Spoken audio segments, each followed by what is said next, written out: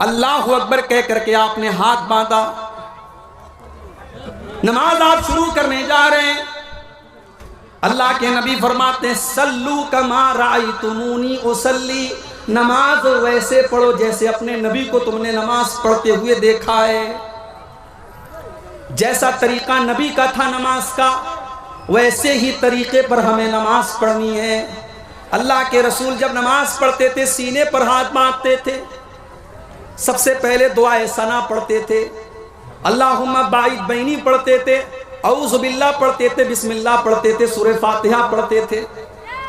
آپ نے یہ بھی فرمایا بغیر سورہ فاتحہ کے کوئی نماز نہیں ہوتی۔ آپ نے یہ بھی فرمایا جو سورہ فاتحہ نہ پڑھے فَهِيَ خِدَاجٌ فَهِيَ خِدَاجٌ، اس کی نماز ادھوری ہے، ادھوری ہے، ادھوری ہے، اس کی نماز پوری نہیں ہے، اس کی نماز پوری نہیں ہے۔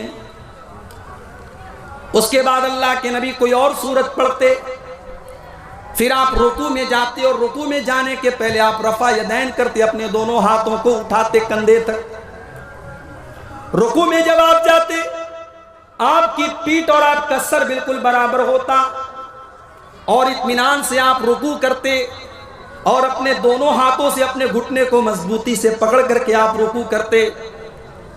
رکوع میں آپ نے بہت ساری دعائیں سکھائی ہیں، سب سے مشہور دعا ہے سبحان ربی العظیم۔ یہ دعا کم سے کم 3 بار پڑھنی چاہیے، اللہ کے رسول پڑھتے تھے۔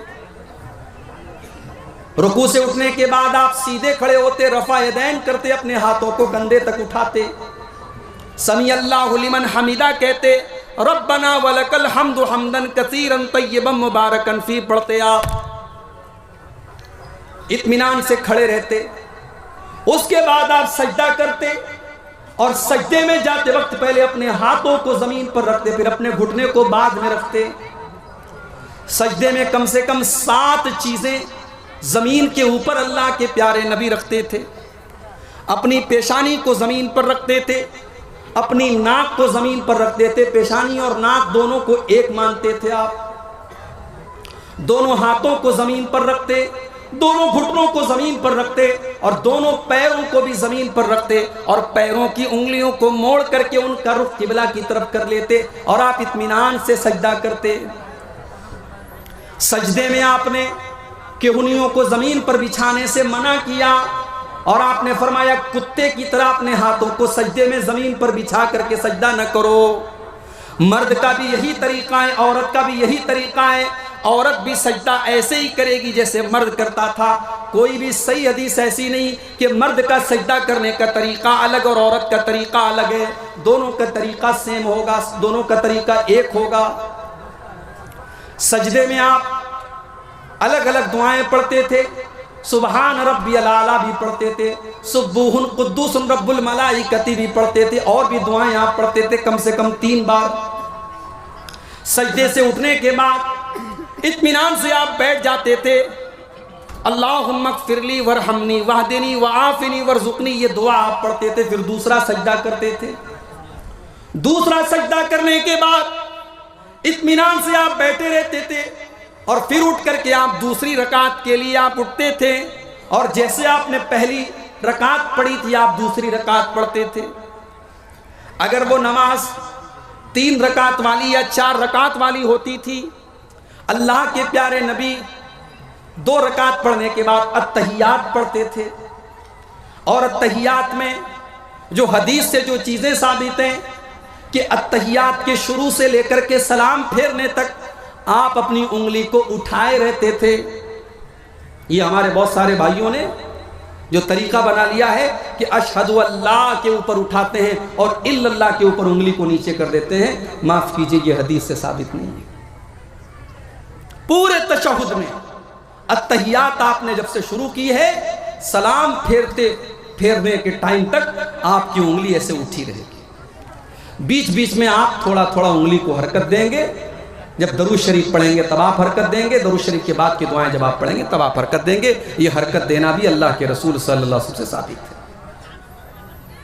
تیسری رکعت کے لیے جب آپ کھڑے ہوتے تو آپ رفع یدین کر کے اپنے ہاتھوں کو سینے پر باندھ لیتے۔ تیسری اور چوتھی رکعت میں آپ سورہ فاتحہ پڑھتے تھے، کبھی کبھی کوئی اور سورت بھی پڑھ لیتے تھے، لیکن عام طور سے صرف سورہ فاتحہ پڑھتے تھے۔ اور جب آپ نماز کے آخری تشہد میں بیٹھتے تھے تو اپنے بائیں پیر کو آپ داہنے پیر کے نیچے سے نکال کے اپنی کمر کے بل بیٹھا کرتے تھے اور اتحیات پڑھتے تھے. اتحیات کے بعد درود شریف پڑھتے تھے.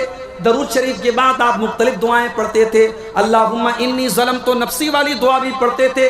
اللہم انی اعوذ بک من عذاب جہنم والی دعا بھی آپ پڑھتے تھے.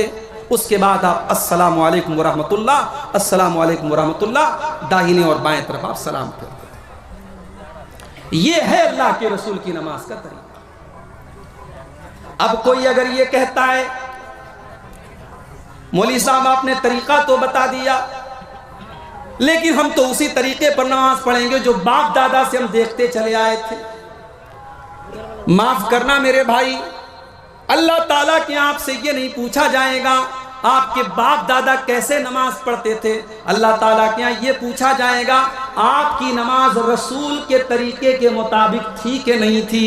اس لیے کہ اللہ نے اعلان کر دیا لَقَدْ كَانَ لَكُمْ فِي رَسُولِ اللَّهِ أُسْوَةٌ حَسَنَةٌ. او لوگو، جب میں نے اپنے رسول کو تمہارے لیے نمونہ بنا کر کے بھیجا ہے تو تم نے میرے نبی کے طریقے پر نماز کیوں نہیں پڑھی؟ ایک صحابی مسجد میں آتے ہیں، 2 رکعت نماز پڑھتے ہیں. نماز پڑھنے کے بعد وہ اللہ کے رسول کو آ کر کے سلام کرتے ہیں. اللہ کے پیارے نبی ان کے سلام کا جواب دیتے ہیں اور جواب دینے کے بعد اللہ کے نبی کہتے ہیں ارجع فصلی فإنک لم تصلی. جاؤ تم پھر سے نماز پڑھو، تمہاری نماز نہیں ہوئی.